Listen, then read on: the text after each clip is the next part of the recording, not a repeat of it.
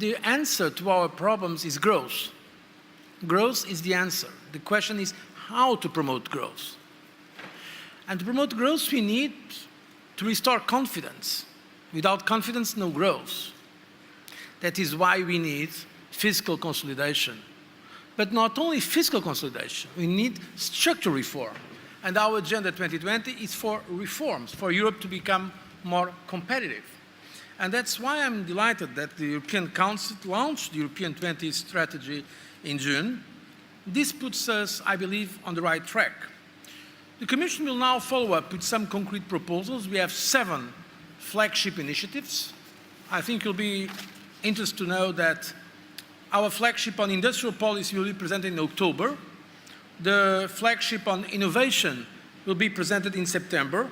And those flagships will include targeted policy measures, some at national level, some at European level.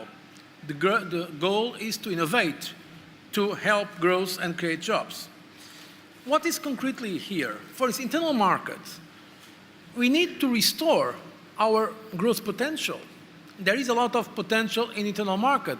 There are some member states that have not yet transposed the Services Directive.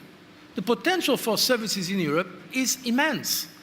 But the reality is that our internal market remains fragmented in many areas. A good example, or if you want a bad example, is the community patent. We just had the G20.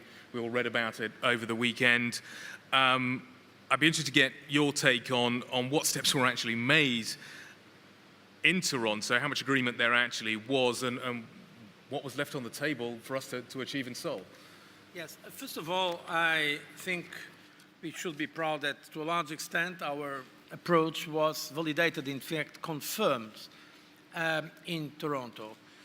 Our partners agreed to concrete minimum targets for deficit reduction and debt reduction, or at least stabilization.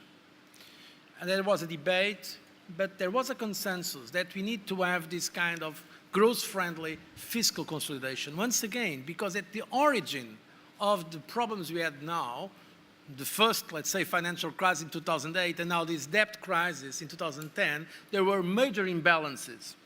And we have to address those major imbalances, namely in terms of the budgetary and the debt imbalances. Now, this G20 should be seen as the first step of a process that will be hopefully concluded in Seoul. And there is a lot of work to do, and I hope that now we have launched a good basis to come to concrete agreements for Seoul in financial regulation, namely in some pillars: the regulatory framework, the market infrastructure, supervision, and the problem of resolution in addressing systemic institutions. As you know, in the European Union, we have put forward some proposals for bank resolution for banks, fund resolution, and now we have, in fact, discussed in Europe, we are going ahead with the bank levies. There was a discussion in the G20 about this. We cannot say there was unanimous agreement on that, but everybody agreed that the banking, financial sector should give a contribution to this problem. And it was recognized that bank levies can be one of the responses. And in Europe, we are going ahead with it.